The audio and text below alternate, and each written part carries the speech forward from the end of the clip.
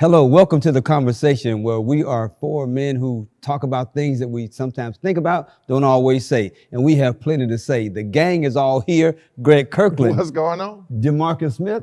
Let's get it. Jeff Fauntleroy. Hey, how you doing, man? Everybody good? Everybody had a good week? Yes, Yeah, sir. man. Yeah, man. Busy as always, but you know how it goes. Well, good. Look, we've got a lot to say today, so let's jump right into it.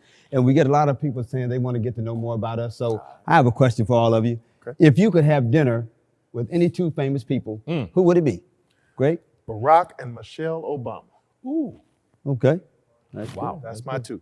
DeMarcus?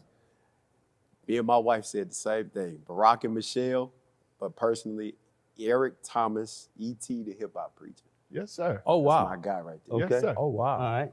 Well, hopefully we'll have a good steak, but I would like to sit and talk with Howard Thurman and Mr. Warren Buffett. Wow. I think that would be a very interesting conversation. Yes, sir. Two great thinkers, a mystic and a billionaire. Okay. And I think they could add a lot of knowledge to me. Okay. Yeah, yeah. I'm gonna have to go from to the entertainment industry with Sidney Poitier, Denzel Washington. Oh, wow. sir. I think it'd just be a great conversation. sir. I Oh, can wow. learn a lot from them, Absolutely. so. Two masters. Yeah, absolutely. All right. You ready to get the conversation started? Yeah, let's go, All right, man. look, let's jump into it.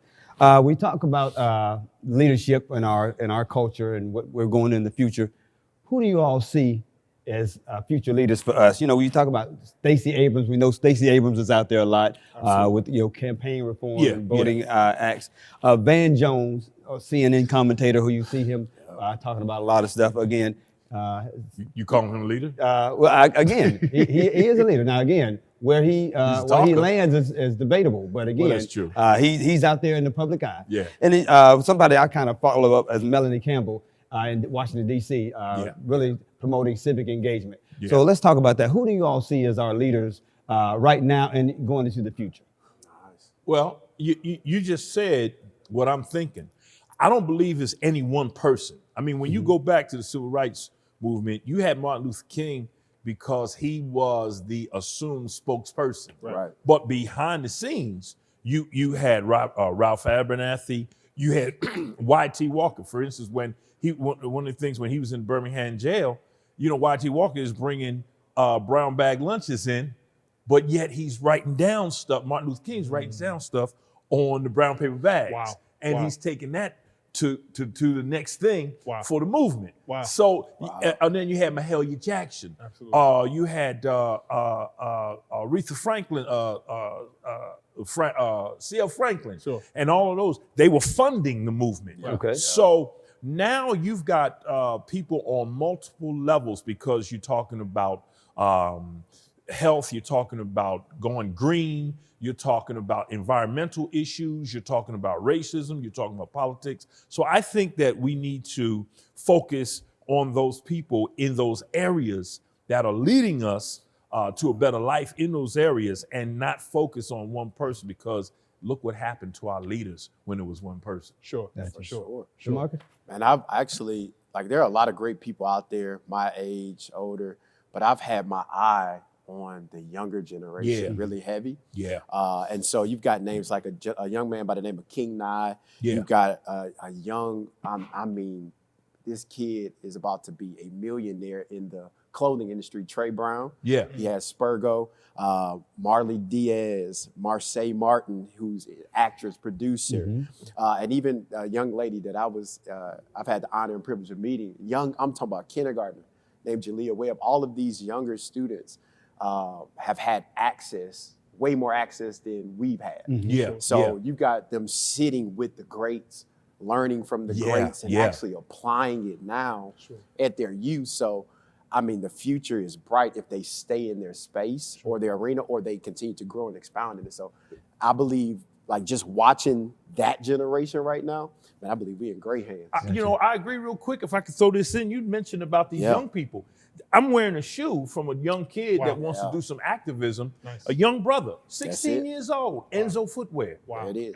I'm wearing it right now. Nice. And I want to support that because this young man, 16 years old, doing some dynamic things out there. Wow. So that's Sir. what I mean by that I love multiple, it. Gotcha. multiple things. Greg? You know, I think that from my aspect of it, you know, if I had to think of a leader aside from as what you spoke of, those who we talk about in previous years of like the Dr. King and the Malcolm X who actually had the platform to stand up and speak on our behalf, I don't necessarily see that, but what I do see is, for example, like from a social media standpoint, I love to follow people like D.L. Hughley, and I love Sean King, and even Killer Mike, and people like that. But from an entertainment standpoint, I think about people like Issa Rae, who use their platform to bring awareness in an entertaining way. Yes, sir. You understand what I'm saying? So it's like the underlying tones of some of the episodes and some of the shows and the clothing lines that they wear and things of that sort that just bring awareness to the struggle of us as Black people. So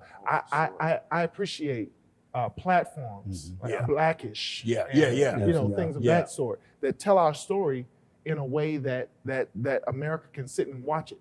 Absolutely. And see what's happening to bring awareness to it. From different sides too. I want to see both sides. Yeah, Absolutely. and I think your point is very good because how the message is getting out is much different than it was back in Dr. King's day. And you mentioned the social media piece. Right. That is such a huge part of our culture now. And it's all about followers. So the leaders now, you have to have that following. Absolutely. You have to have a platform that people resonate with. So again, you talk about Issa Rae, some of those, and a lot of the shows, you look at some of the shows that are on cable TV, The Shy. There are messages in those shows you can draw from. Bring awareness to the struggle of what we have. Absolutely. One of the people I listen to his blogs a lot, Charlamagne the God. Right. He talks to entertainers a lot. But if you look at some of the things that he looks at, he's looking at how income disparity and those types of things. So again, when we look at leadership, I think you're right. It's not just marching, because that's not going to do it. But it's what message is getting out. So let me ask this question. What do you think the biggest message is that our leaders in any arena need to get out? What is it for our people? What is that message that we need to kind of come towards? Is it prison reform? Is it economy? Is it unity? What is it? Is there one overarching thing? I know there are a lot of things to work on, but what would be that one major thing that you could see that we need to kind of look at? Wow, you just said some of the major things. Absolutely. I think for me, one of the biggest things we need to really look at is environmental issues. Okay. Because without a clean environment, we're all going to die early anyway. Wow. Yeah. What a revelation. I think right. I would say what I believe is them pointing to the person, being unapologetically themselves, because it starts with you as a person, and whatever's inside of you, whatever dream, whatever goal, whatever design idea that you have. If you're not confident in it, if you're not bold enough to do and go against tradition and really push what it is, I believe pushing, like when you brought up Issa Rae, even when you think about Pinky Cole, man, they went totally against the grain, common thing. But because they were bold enough to put themselves out there, man, they speak in volumes to audiences and people that were afraid to even get that out. You know what I'm saying? So I believe focusing on the individual, the person that you're talking directly through that screen, man. And I think economic empowerment, is so important as a people and as a culture in learning how to support one another. If there's one thing that we could grow on as a people is support. If we could learn to support our own businesses and our own, and that works twofold, because now this could take us down a different pathway, but at the same time, when you support us, we got to make sure that we are providing quality service. So I get it. That's what I was going to say. I ain't going to support you just because. Exactly, and I totally agree with that. But if we could get to a point where we can learn the balance of the two. Right. I'm going to provide you with a professional service that you can get from me, and a quality service like you can get from somebody else. So come see about me. And I'm going to give you the same level of grace that I would with somebody else. Exactly. But don't come looking for a hookup. Don't come looking for, you understand what I'm saying? Absolutely. Support me in the way, if we can learn to do that and have economic empowerment within one another, and we know from a spiritual aspect of it that the Bible says money answers all things. So with that, if we could learn that as a community, that if we put our dollars, and our money into practice, it'll make a whole difference. And I think one of the things that bothers me is you get leaders that are trying to do their best in whatever arena they specialize in, and we seem to have a pocket of people who look for the flaws Yeah. in the leaders. Absolutely. Yeah. You know, yeah. as if we all don't have the flaws, Absolutely. no Yeah, see, matter that's- what that that's flaw big, is. Ron. But but you're trying to, you have a leader that's trying to bring us up, and then you got Absolutely. people. Well, let me point out this flaw. It that's- happens all over. Yeah. And that's and as we go back to the social media conversation, that's this cancel culture Yeah. that we have now embraced and adopted. Everything is cancel culture. So Yeah. is everybody has to have a vice. How dare you tell me about myself and how to make myself better when I know you ain't always. And so Absolutely. what happens is you have the people that pick apart the leader and they pick apart the person that has the platform. Because they'd rather show their flaws and their downfalls so that you don't, you can't tell me what to do That's right. because of what you got going on. Well, see, that's the difference now. Before, you had more support and more respect, I think, for the person. Right.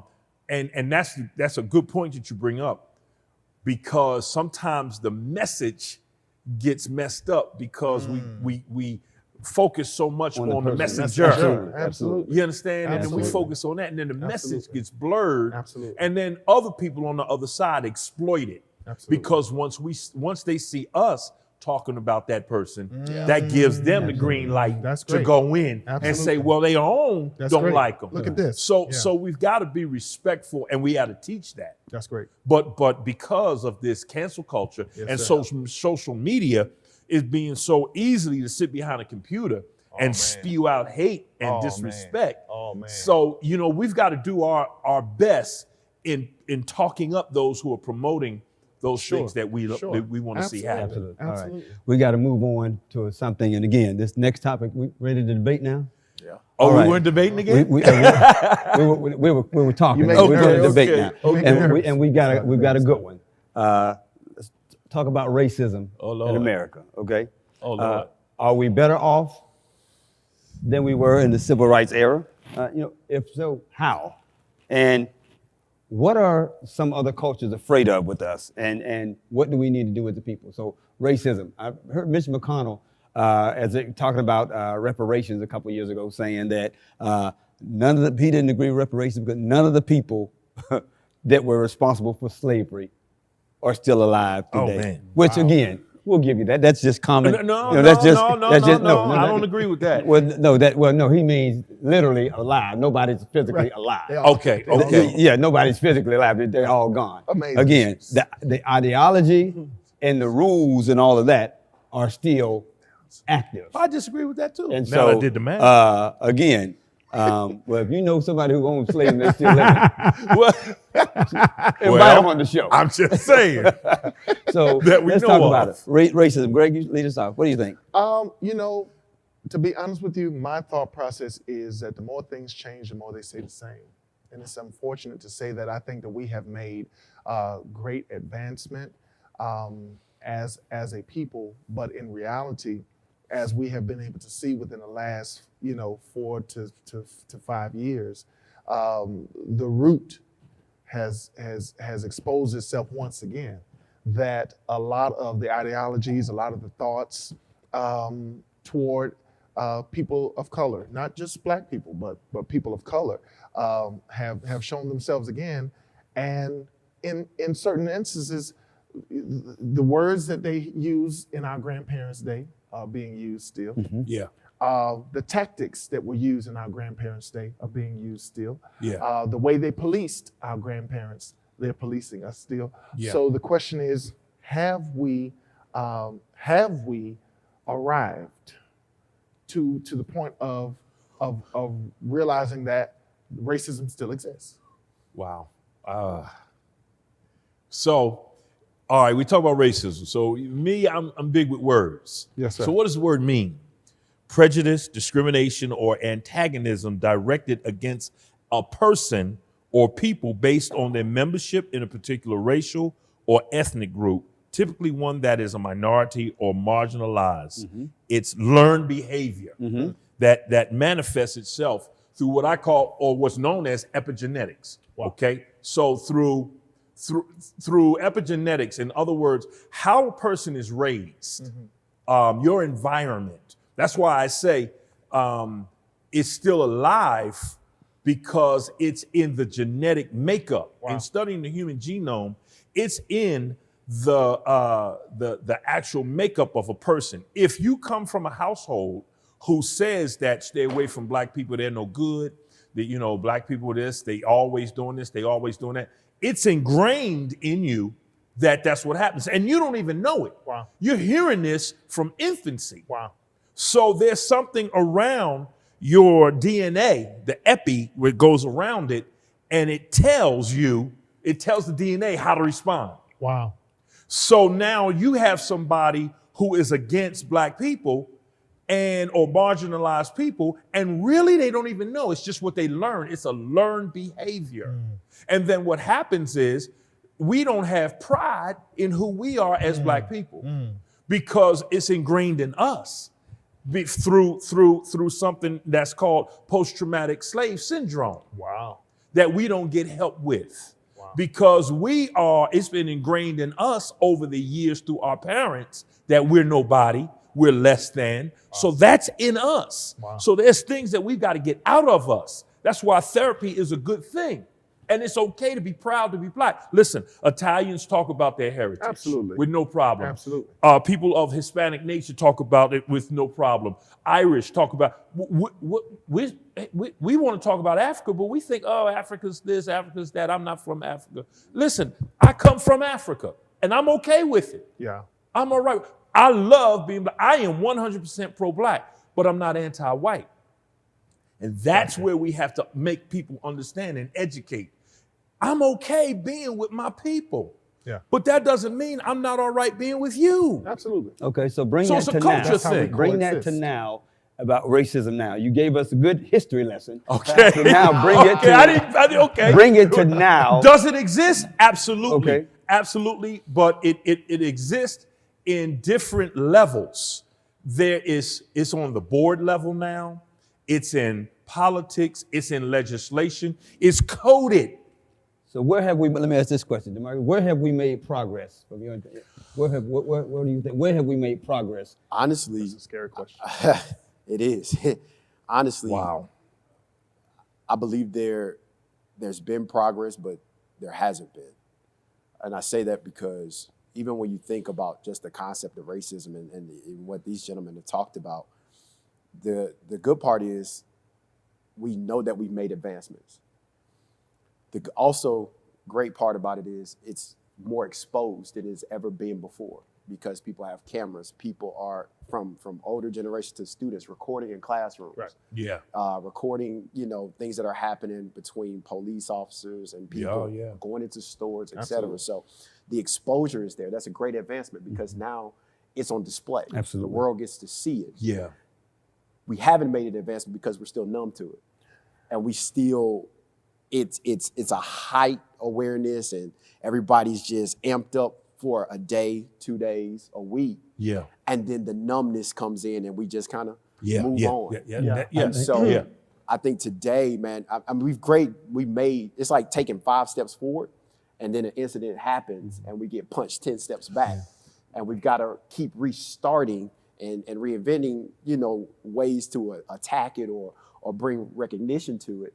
But even to your part, racism, the idea, has even advanced. Yeah. Because it's more than just a word. It's more than just physical. It's emotion. It's been engraved in society, in Yeah. systems. Yeah. And I mean, and it's not, this is the sad part, it's not always necessarily a white on black. Right. Because even for the black community, we can be our own worst enemy. Oh, it's classism. You know what I'm saying? Absolutely. So Classism is in there. And I think one of the things, Donald Trump doesn't know that he helped make us more aware, but he did by the divisiveness that he created. Oh, yeah. Because I think before that, we kind of got lulled to sleep. Yeah. Because you didn't see people marching in mass numbers like they did against black lives, black movements and different things. Right. Talking about all the different advancements.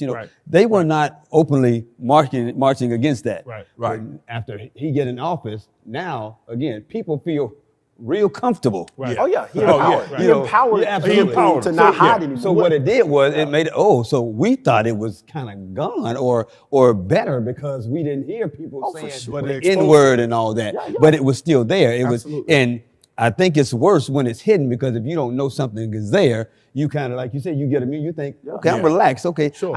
they don't call me the N-word, so I'm good when I walk in this room. Yeah, But yeah. you don't know what's working behind the scenes. Right. And see, even to that point, Ron, it goes back to what we were talking about with the conversation about leaders. You know, who are our modern day leaders?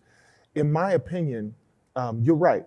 So with a president like President Trump, he exposed it, which raised an awareness and woke up. Now they use the terminology "stay woke," right? They say "stay woke," but I think that it woke up a lot of people because I always use as an example. My daughters are 15 and 16, right?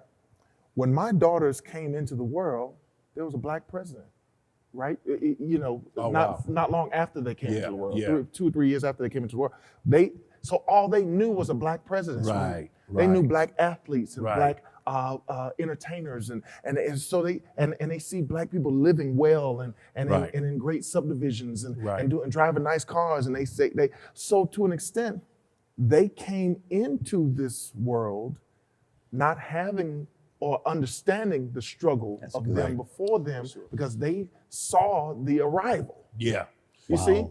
So now That's with a good. president like Donald Trump who exposed racism, it woke up a generation that now is able to see things are really similar to the way they were back in the day. But you bring up a good point. Yeah. Even our children, because same scenario for my children, my youngest son born, right before that. So he's only a few years old when President Exactly. Obama came in office. Right. But even still, he's a teenager now. Right. He still has not had the experience. Exactly. So to him, Yeah. Everything is still everything is still Right. Nothing in his life economically has changed. So Yeah, again, yeah. to your point, you don't see that, and by the time they see it, it's like, unfortunately, where did it this? has smacked them. Yeah, Yeah. where did this Well, come no. from? I'm not used to this. Exactly. Absolutely. So good point is education.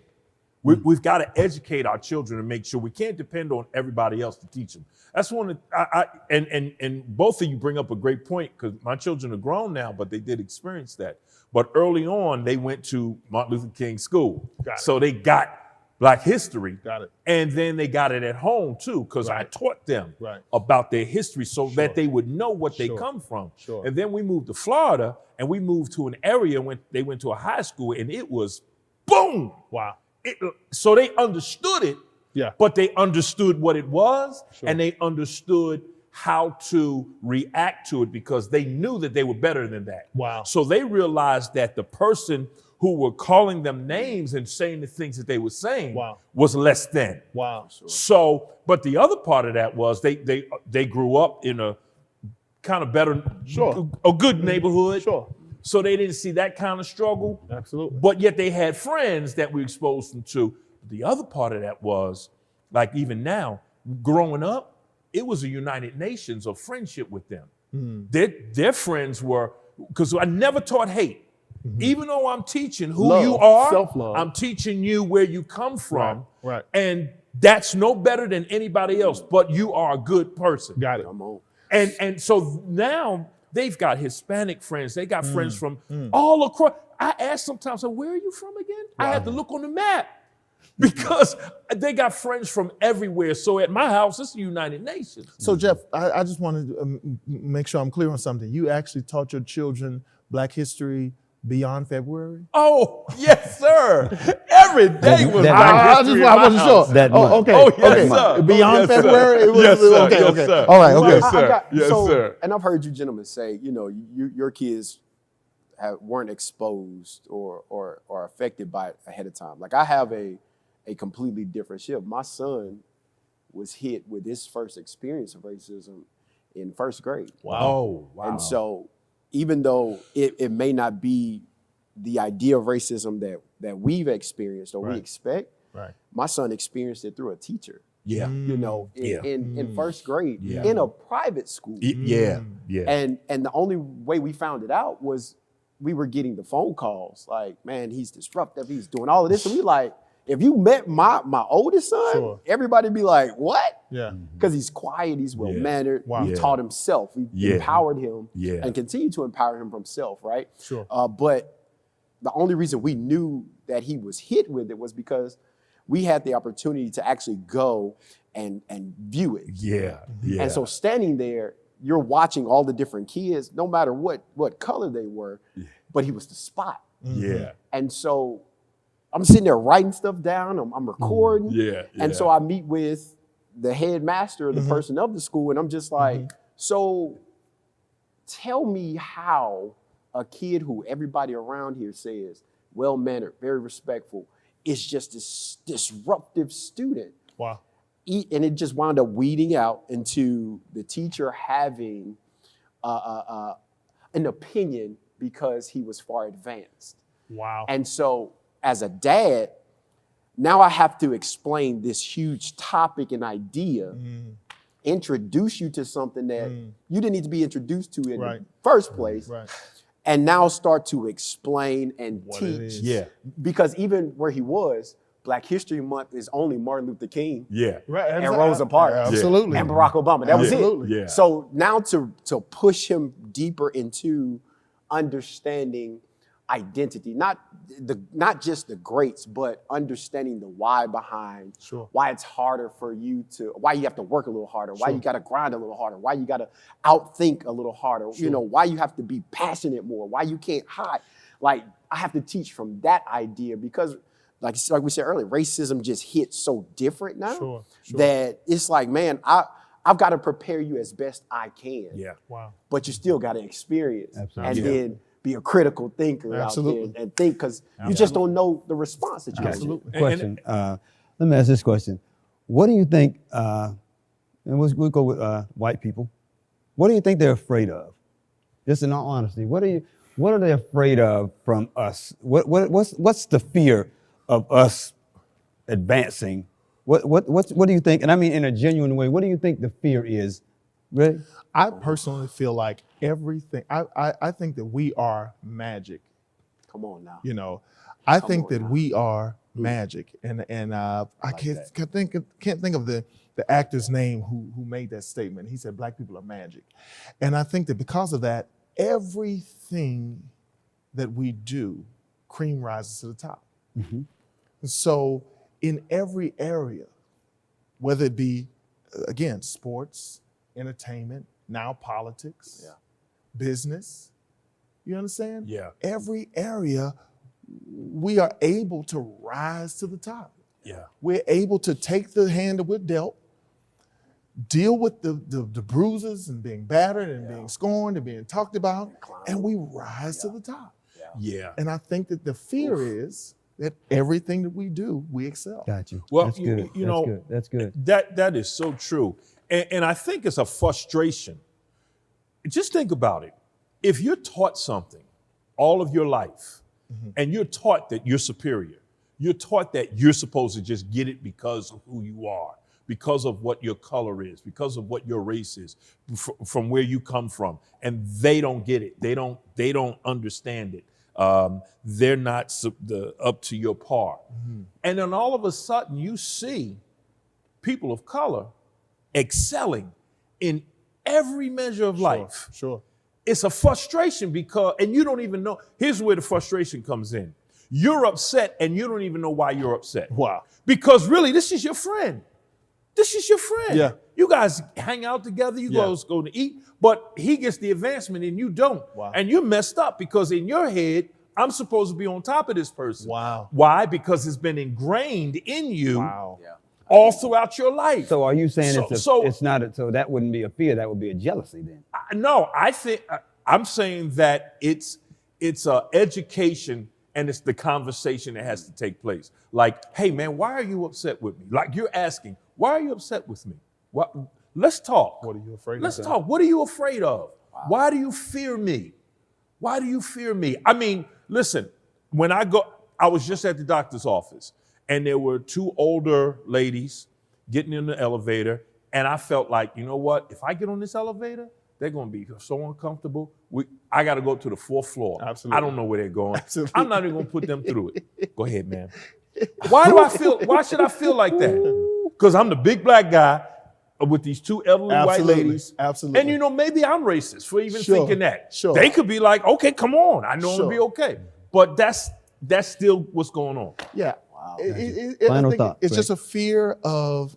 I think it is a level of upbringing and just a fear of what has been ingrained in their mind of being afraid of something different. Very quick story. I don't know if y'all ever heard this story about the entertainer who got onto the elevator one day, and there was an older white woman that was on the elevator. When him and his entourage got on, she immediately clutched her purse.